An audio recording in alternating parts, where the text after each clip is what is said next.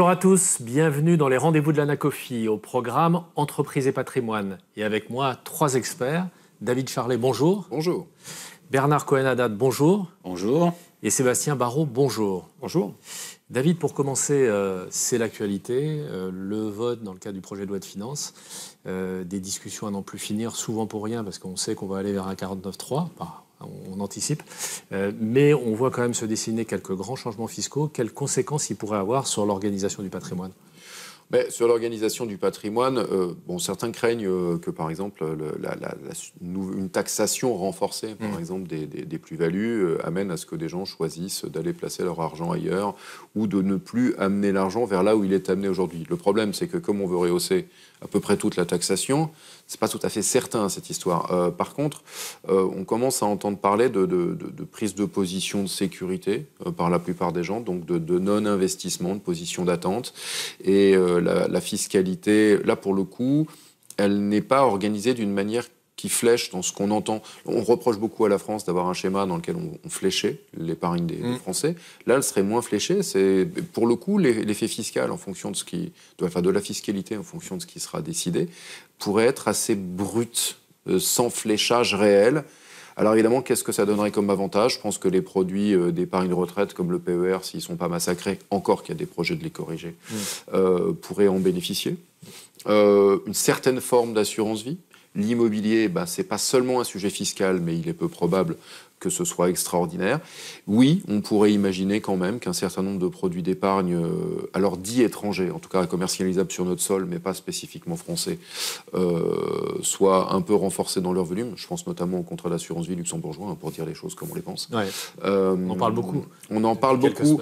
Oui, voilà. Donc, ce genre d'effet-là, pourrait arriver. Évidemment, au bout de la chaîne, ce qu'on espère, c'est le fléchage de l'argent vers les entreprises, au moins en partie. Ouais. Et évidemment, selon ce qui sera décidé, mais aussi sur la fiscalité et les règles pour les entreprises, on pourrait avoir un coup de frein. Encore une fois, j'ai quand même dit le PER au départ, et quand je dis le PER, une partie de l'argent est fléchée par là-bas via le PER. Donc il faudrait regarder. Mais ce qui est très clair, c'est que ça perturbe beaucoup les gens. Et au début, tout le monde disait c'est pas grave, il va rien se passer, et que maintenant, il y a quand même beaucoup de gens qui se posent des questions. Sur le PER, a priori, pas de remise en cause prévue de l'incitation au PER individuel. A priori pas, parce que ce truc est un succès, et que ceux qui le critiquent disent en fait quoi ? Ils disent ils n'alimentent pas assez certains types d'investissement, et on parle encore une fois de l'entreprise, voire de l'ESG, c'est ça qu'on dit, ou alors on dit autre chose, c'est on dit c'est que pour ceux qui payent de l'impôt, et il faut aussi aider ceux qui n'en payent pas. En fait, les critiques, elles sont essentiellement autour de ça. Donc oui, on peut imaginer que le PER ne sera pas révolutionné, quoi qu'il arrive, par quelle que soit la loi de finances qu'on finira par avoir, ça c'est clair. Et du coup, oui, justement, tout ce qui ne bouge pas, mais on le sait, en patrimoine, en entreprise, quand c'est stable dans la durée, c'est en général là que petit à petit les gens prennent leurs habitudes. Quand vous commencez à tout bouger, c'est là que vous perturbez tout le monde et que du coup, paradoxalement, certains vont prendre des positions d'attente. Alors, si on a une loi de finances. Si on a une loi de finances, oui, bien sûr. Si on a une loi de finances, et si on n'a pas de loi de finances, pas de gouvernement, pas de... on se débrouillera. On se débrouillera, on s'est toujours débrouillé. Sébastien, un autre gros sujet, alors qui n'est pas que fiscal, mais qui est aussi fiscal, parce qu'on a beaucoup parlé de fiscalité de l'immobilier, de la location meublée, saisonnière notamment, mais pas que. On a mis en avant d'ailleurs pour la première fois que je trouve que finalement la fiscalité des revenus fonciers était quasi confiscatoire, que c'est difficile de dégager un rendement. Qu'est-ce que vous attendez en matière immobilière et quelles répercussions ça pourrait avoir ? Et notamment, est-ce qu'il y a des mesures envisagées qui pourraient avoir un effet de relance ? Alors là aussi, c'est on va dire, pas de boule de cristal, malheureusement. Ouais. Je crois qu'on en est à notre 7e ou 8e ministre du logement, mais souvent on parle du logement au sein, bien évidemment, du ministère de l'écologie, ce qui est logique, mais on ne parle pas souvent des immobiliers, parce que le logement est une part prépondérante, bien évidemment, pour l'ensemble des ménages, pour l'investissement locatif, mais il y a plein d'autres immobiliers, à savoir le bureau, le commerce, le tertiaire. En fait, tout cela, c'est de l'aménagement du territoire au sens global. Et depuis quelques années, malheureusement, nous déplorons un manque peut-être de vision, ou en tout cas de suivi, avec des mesures, comme le disait David tout à l'heure, stables. Alors, ça a été stable sur certaines lois de défiscalisation qui ont été qui ont été poussées jusqu'au bout, comme la loi Pinel qui s'arrête très bientôt. On le sait depuis très longtemps, donc l'avantage c'est que là, il n'y a pas de surprise. Il n'y aura pas de nouvelle loi. Franchement, j'ai vu aucun sujet et aucune discussion sur de nouvelles lois de défiscalisation telles que nous avons connues précédemment, telles le Pinel, le Duflot ou autres. Il y a des réflexions, il existe des réflexions depuis pas mal de temps. Nous avons été rencontrés à la fois les gens de l'Assemblée nationale, au Sénat, au ministère, divers et variés. Maintenant, on attend un petit peu une feuille de route un peu plus globale, à mon sens, parce que je pense qu'il faudrait que ça soit un peu plus large, parce qu'on est dans une émission sur l'entreprise et le patrimoine. C'est intimement lié. Le lieu d'habitation, le lieu d'exercice de son métier, de ses métiers, comment s'y rendre, l'aménagement du territoire, tout ça, c'est aussi le bien vivre ensemble. Et là, pour l'instant, malheureusement, ça tâtonne et... Mais il y a quand même, vous disiez, des bribes de réflexion, même au niveau du ministère. Parce que pendant tout un moment, on disait c'est fini, maintenant, la déficit immobilière... Oui, avant que on fasse tout sauter, il y avait énormément de travaux. On a participé à énormément de travaux, Sébastien l'a dit. Avant, là, depuis que ça a sauté, en gros, nous restons tous avec ce qu'il y avait sur la table comme projet. Rappelons-le quand même, on l'avait dit, je crois, dans une de ces émissions d'avant que nous n'ayons plus de Parlement et qu'on recommence tout. En fait, c'était du traitement d'urgence. Il y a beaucoup de choses qui ont été posées très vite sur la table, des consultations très rapides. Voilà. Donc des choses sur la table potentielles, il y en a plein depuis longtemps. Mais l'ennui, c'est qu'aujourd'hui, il n'y a pas grand-chose. Sébastien le dit très bien, il n'y a pas de vision globale. Il n'y avait pas de vision globale avant. Ils ont tenté d'en avoir une juste avant qu'on fasse sauter le Parlement. Et maintenant, on n'a pas tellement de vision globale non plus, faut le dire. Mais c'est soit au niveau fiscalité ou tout simplement immobilier pur et dur. Enfin. Ouais. Il n'y a pas de réflexion globale de l'immobilier dans ce pays depuis un moment. Ah oui, ça fait même presque quelques décennies maintenant. Mais ça veut dire que là, on va avoir un durcissement comme ça, au moins du Airbnb. Oui, cette loi est passée. Ça s'est passé, mais ça veut dire qu'il n'y a pas de bonnes nouvelles en matière législative que pour l'immobilier. Là, pour l'instant, honnêtement, je n'en vois pas. Le secteur est clairement, on disait longtemps grippé, moi je dis qu'il est carrément ensablé. Il faut savoir que l'immobilier, c'est du temps long. Les mesures de maintenant impactent la politique et l'économie dans 3-4 ans. C'est-à-dire que, en tout cas dans le neuf, pour qu'un programme neuf sorte dans 3 ans, c'est maintenant qu'il faut qu'il y ait des décisions qui soient prises. Pas dans un an. Donc en fait, on repousse à chaque fois. Et là, on voit bien que le marché de l'ancien se tasse aussi, bien évidemment. Les transactions, il y en a moins. À partir du moment où les personnes ne savent pas ce qui va advenir, la position d'attente reste. Et on reste, on bouge pas. On bouge pas. Même si demain, comme c'est annoncé, les taux baissent, il y aura des effets d'aubaine pour certains, ceux qui ont effectivement du cash, parce qu'ils auront des opportunités à saisir. Mais je parle du... Ce ne sera pas massif, quoi. Ça ne sera pas forcément massif, parce qu'il ne faut pas oublier que, contrairement à ce qu'on pense, l'investissement immobilier, l'investissement locatif immobilier, on a les très grosses fortunes, les foncières, etc. Eux, mais la majorité des personnes qui investissent dans l'immobilier sont des ménages à revenus moyens, médians, qui préparent leur retraite, qui essayent de prévoir des choses. Si on leur coupe cette vision, si on leur dit il n'y a pas d'un petit peu d'incitation ou autre, à ce moment-là, ils n'y vont plus, ils n'y vont pas. Donc là, on est bloqué.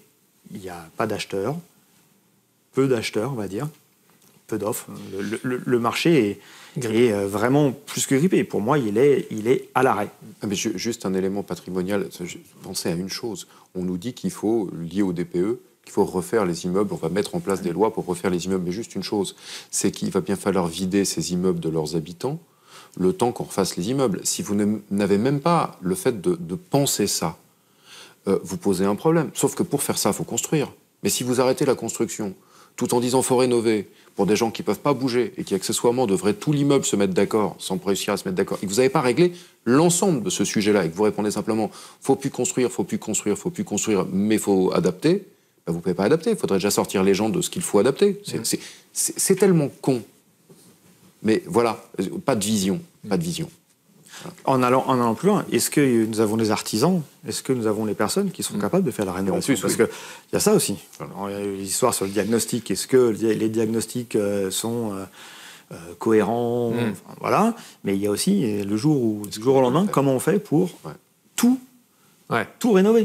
Et je pense que clairement, il manque beaucoup de monde, alors que ce sont des métiers d'avenir et qui ne seront jamais remplacés par l'intelligence artificielle, ces métiers-là. Donc, alors, bonne transition, parce qu'on parle d'un secteur où les TPE-PME sont très présentes, on parle d'IA. Ça m'amène, on va parler entreprise avec vous, Bernard Cohen-Haddad, à votre ouvrage que vous venez de sortir, L'avenir à partir aux PME. Alors, avant de vous poser ma question, peut-être quelques mots sur cet ouvrage? Oui, j'ai écrit cet ouvrage parce que j'ai la conviction forte que les PME, les petites et moyennes entreprises, celles qui ont moins de 250 salariés, sont le cœur battant de notre économie. On en est un exemple là sur le studio, dans le plateau, où les CGP sont aussi des PME, elles sont ancrées dans leur territoire. Et paradoxalement, c'est le plus grand nombre d'entreprises, plus de 96% des entreprises, la moitié de l'emploi, souvent l'économie locale de proximité, ce qu'on appelle l'économie du dernier kilomètre ou des 10 derniers kilomètres, et puis ce ne sont pas elles qui sont le plus présentes dans l'action publique. Donc une certaine distorsion de réalité, et il m'a semblé important de pousser ce cri d'espoir en disant que nos entreprises, nos entrepreneurs sont des hommes et des femmes engagés dans leur territoire, et que si on doit beaucoup de réformes sociétales en France et aussi dans notre environnement, c'est grâce à leur action. Une façon de leur rendre hommage. On parle beaucoup sur le sujet d'annonces de plans sociaux, on en entend pas mal, là, que ce soit d'ailleurs en France ou même notamment en Allemagne, à l'étranger, en Europe. Quel regard vous portez sur l'état de santé de ces TPE-PME qu'à la fois vous représentez, comme vous le disiez, et que vous conseillez? Écoutez, on est dans une situation d'extrême difficulté pour les PME. 66 000 défaillances d'entreprises sur les 12 derniers mois sont des chiffres qui remontent à 2016. Bien entendu, on n'est pas dans la grande crise des subprimes, où on était à 165 000 défaillances d'entreprises par an. Mais c'est extrêmement préoccupant. Pourquoi? Parce qu'on a un tissu entrepreneurial qui est largement endetté, avec une augmentation d'un certain nombre de charges récurrentes, permanentes, les baux commerciaux, ça a été dit tout à l'heure par Sébastien, l'ensemble le coût de l'électricité qui a fait un bond exceptionnel, l'ensemble des charges patronales et sociales qui restent extrêmement lourds, et des salaires, et paradoxalement des marges de plus en plus réduites. Donc on a une vraie appréhension, une inquiétude durable pour les PME, dans la mesure où on a aussi une inquiétude sur la stabilité politique qui rejaillit sur la confiance en économie. C'est ça l'enjeu aujourd'hui. On a besoin non pas de faire sauter un gouvernement, non pas de mettre la pression sur un gouvernement, mais plutôt d'accompagner un gouvernement à avoir une politique économique non plus de stop and go, mais de durabilité en matière de stabilité économique, surtout pour les entreprises de proximité. Autre sujet, alors vous disiez, on a un gouvernement, on ne sait pas trop quelle durée de vie il a. En tout cas, il a repris un certain nombre de sujets, notamment il y avait un texte en cours de discussion sur les simplifications qui a été repris. Et sur ce sujet, est-ce que vous avez été consulté? Qu'est-ce qui devrait arriver dans notre législation? Bien entendu, dans le cadre de l'ANACOFI avec David Charlet, nous avons fait l'objet de plusieurs auditions sur la simplification. C'est pour moi la colonne vertébrale de la réforme des politiques publiques, de la réforme de l'État, avec quand même comme cerise sur le gâteau une autre façon de penser la relation à nos entreprises. L'État, d'abord, doit nous faire confiance. Et si l'État, dans les régions, dans les départements, ne fait pas confiance à nos entreprises, on ne pourra pas avancer dans ce système-là.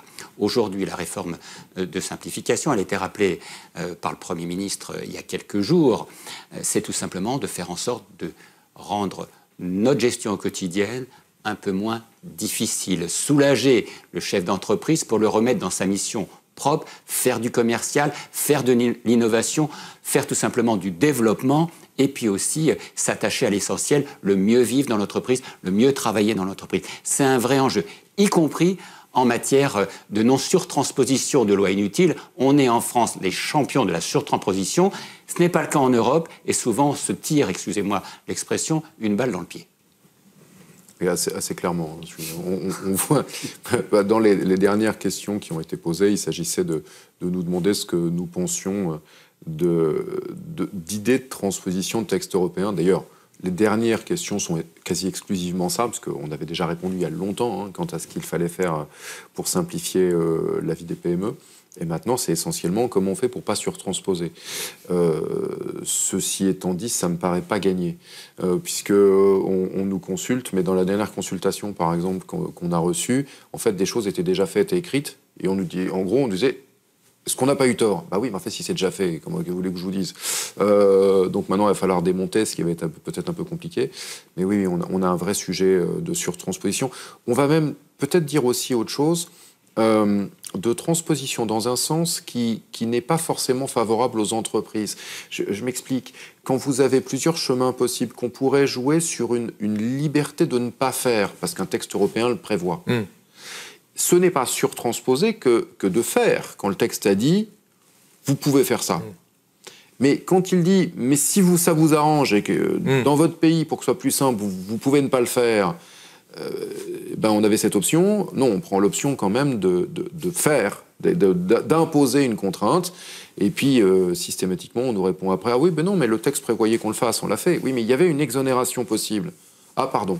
Non, mais pardon, mais on la supprime. Ah, pardon. Voilà, c'est très simple, c'est basique, et c'est que ça. Et vous en arrivez à ce qu'entre des pays européens, quand on parle de droit du travail, de droit de certaines choses dans les entreprises, soit dans d'autres pays, ils ont fait plus simple, parfois plus brutal. Entendons-nous bien, on parle, par exemple, si on parle de ESG, j'ai regardé ce qu'étaient les règles pour nos professions, par exemple pour les Belges, dans le droit de leurs entreprises, de leurs cabinets, ce qu'il y a à faire sur l'ESG est écrit noir sur blanc, point barre. C'est 2 chapitres à avoir à l'intérieur de leur procédure interne, mais c'est facile, c'est écrit, tu fais comme ça, point terminé. Voilà.